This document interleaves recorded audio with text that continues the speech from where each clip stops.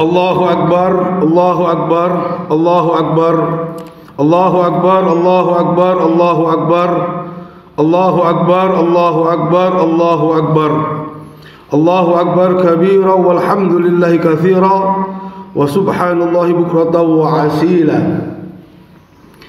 Allahu Akbar ma taharraka mutaharrikun wartajja wallaba muhrimun wa ajj wa qasadal harama min kulli fajj wa uqimmat lillahi hadhil ayyama manasikal hajj.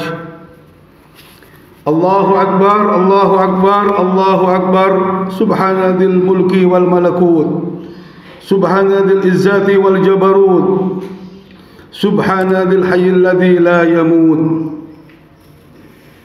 Asyhadu an la ilaha illallah wahdahu la syarika lah, ilahu jalla wa ula, wa asyhadu anna sayyidana Muhammadan abduhu wa rasuluh, nabiyul arsalahu Allahu birrahmah warrafah. Allahumma salli wa sallim wa barik ala sayyidina Muhammad wa ala alihi wa ashabihi ulil taqwa wal maghfirah. وسلم تسليما كثيرا.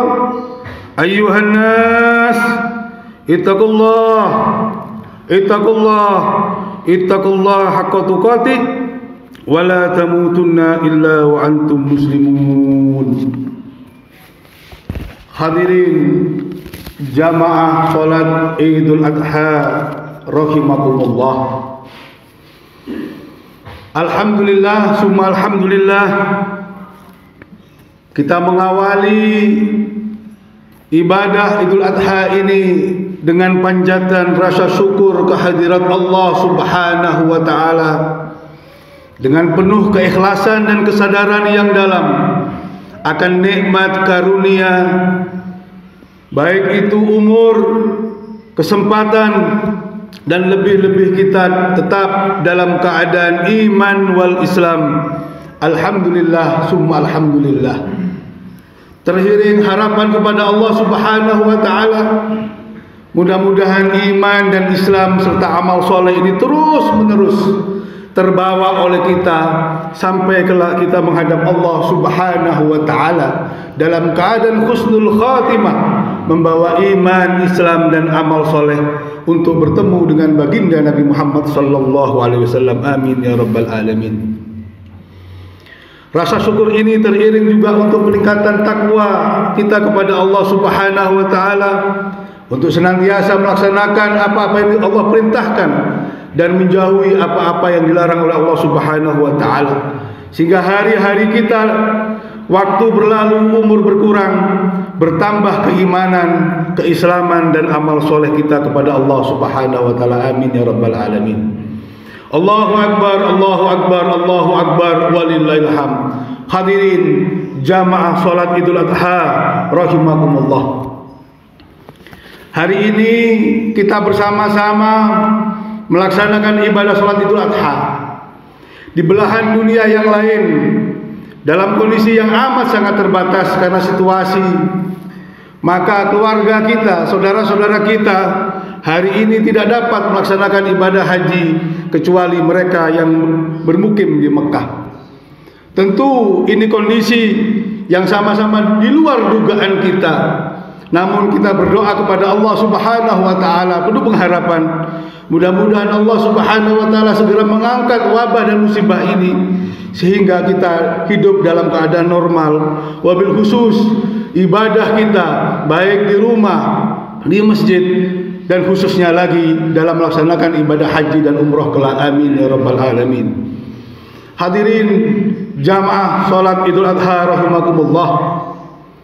Walaupun hari ini kita tidak dapat melaksanakan ibadah haji bagi mereka yang sudah terdaftar dan tercatat, tapi tentunya hikmah turut membayangkan dan merasa menikmati momentum ini adalah bagian yang besar dalam keimanan dan keislaman kita.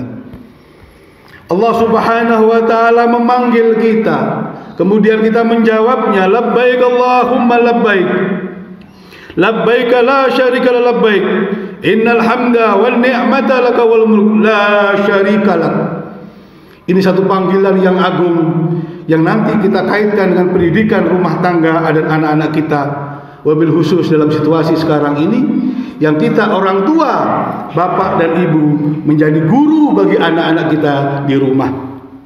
Labbaik Allahumma labbaik. Ya Allah, aku datang memenuhi panggilan-Mu. Aku datang memenuhi panggilan-Mu ya Allah. Tidak ada sekutu bagimu. Ya Allah, aku penuhi panggilan-Mu. Sesungguhnya segala puja dan puji serta kebesaran untuk-Mu semata-mata. Segenap kerajaan untuk-Mu, tidak ada sekutu bagimu. Masya Allah. Satu panggilan yang singkat tapi sangat fundamental, mengangkat hikmah tauhid yang menjadi pelajaran bagi kita bersama. Allahu Akbar, Allahu Akbar, Allahu Akbar, walillahil hamd. Hadirin kaum muslimin jamaah salat Idul Adha rahimakumullah. Setelah memenuhi panggilan itu, kita membayangkan saudara-saudara kita hari ini yang kemarin berwukuf di Arafah, berkumpul yang semestinya jutaan manusia, lebih kurang 4 juta, kadang-kadang lebih, tapi hari ini, kemarin hanya ribuan saja. Tapi kita bisa mengambil manfaat yang besar dalam situasi semacam itu. Arafah berarti mengenal, mengetahui. Disitulah hamba Allah Subhanahu wa ta'ala memakai pakaian yang sama, para hadirin. Kita yang oleh Allah diberi kesempatan kaya, atau kita masih dalam kondisi kemiskinan, jabatan tinggikah kita, memiliki satu posisi yang luar biasa, apapun posisi kita, ketika kita menghadap Allah Subhanahu wa ta'ala, khususnya di padang Arafah, maka semuanya kita tinggalkan. Tidak ada yang besar kecuali Allah Subhanahu wa ta'ala. Allahu Akbar, Allahu Akbar, Allahu Akbar, walillahil hamd. Inilah makna hikmah yang pertama dari berkumpulnya kemarin manusia, kaum muslimin wal mukminin di padang Arafah. Arafah berarti mengenal, mengetahui, maka kewajiban kita sesama muslim wajib untuk saling menjaga kebersamaan, persatuan ukhuwah. Apapun posisi kita, apapun baju kita, apapun golongan kita, apapun etnis kita, apapun bahasa kita, semua sama di hadapan Allah Subhanahu wa ta'ala. Sekali la ilaha illallah Muhammadur Rasulullah sallallahu alaihi wasallam, inilah yang akan mempertemukan kita dunia dan akhirat. Hadirin jamaah salat Idul Adha rahimakumullah. Kenapa ini perlu kita angkat? Karena kita sekarang krisis kebersamaan. Persatuan hanya di bibir, ikhwan, saudara hanya menjadi ucapan dan retorika belaka, tapi pelaksanaannya kita tersekat-sekat. Beda RT, beda wilayah, beda kabupaten, bahkan beda negara pun kadang-kadang memisahkan kita seorang muslim. Padahal persaudaraan kaum muslimin tidak boleh dipisahkan oleh wilayah administratif apapun. Tidak mengenal Islam Indonesia, tidak mengenal Islam Malaysia, tidak mengenal Islam Arab. Islam semuanya bersatu. Wilayah itu hanya sementara, dan itu adalah hablum minan nas, silaturahmi, kebersamaan. Mari kita kukuhkan. Allah Subhanahu wa ta'ala lewat baginda Nabi besar Muhammad sallallahu alaihi wasallam, kenapa disyariatkan berkumpul di Arafah? Disitulah ayat Maidah yang sungguh luar biasa. Pada hari itu telah aku sempurnakan bagimu agamamu, dan telah aku lengkapkan bagimu nikmatku, dan aku ridha Islam menjadi agamamu. Masya Allah. Alhamdulillah, summa alhamdulillah. Ya Allah, kita bersyukur kepada Allah. Kaum muslimin, kita ditakdirkan oleh Allah Subhanahu wa ta'ala memeluk agama Islam, agama yang diridhoi oleh Allah Subhanahu wa ta'ala. Allahu Akbar, Allahu Akbar, Allahu Akbar, walillahil hamd. Setelah Arafah, hari ini kaum muslimin yang berkesempatan haji adalah mengelilingi wukuf atau tawaf di Masjidil Haram. Tawaf berarti berkeliling, dimulai dari Hajar Aswad. Bagi kita yang pernah haji atau umroh masih ingat betul, kita mengelilingi harus dalam keadaan suci bersih, tidak boleh batal. Kalau kita batal maka harus mengembalikan lagi, mengulangi yang belum dilaksanakan. Itulah tawaf atau yang berkeliling. Dimulai dengan Hajar Aswad, batu yang bersih suci yang datang dari surga Allah Subhanahu wa ta'ala. Berkeliling kita 7 putaran. memberikan gambaran kepada manusia, sekali melangkah hidup tidak pantang mundur ke belakang. Maka tawaf itu batal kalau kita menoleh ke belakang. Harus tegak lurus dalam keadaan suci. Subhanallah walhamdulillah wala ilaha illallah wallahu akbar. Kalimat tauhid berputar seolah-olah mengajari manusia, hai manusia, kita ini, engkau ini lahir dari surga sebagaimana Hajar Aswad, batu yang suci. Mulailah kehidupan kita dalam keadaan suci bersih. Berkelilinglah engkau 7 hari dalam putaran dunia.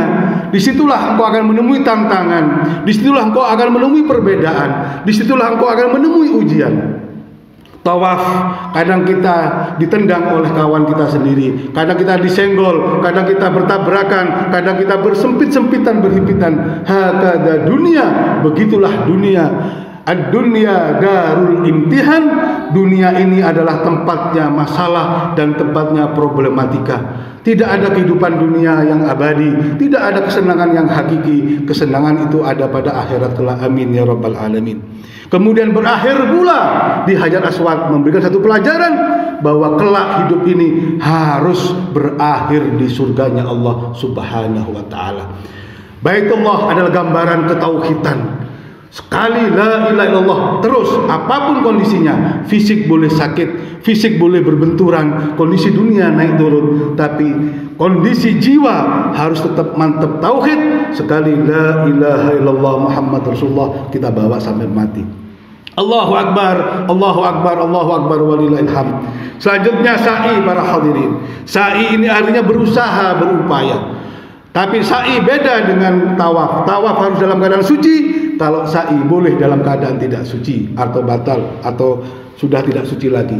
Disitulah makna syariat Nabi Ibrahim alaihissalam yang kita peringati hari ini. Kita mengelilingi Safa dan Marwah. Safa artinya bersih, Marwah artinya kesejahteraan, kedamaian. Ini adalah pelambang kehidupan rumah tangga kita.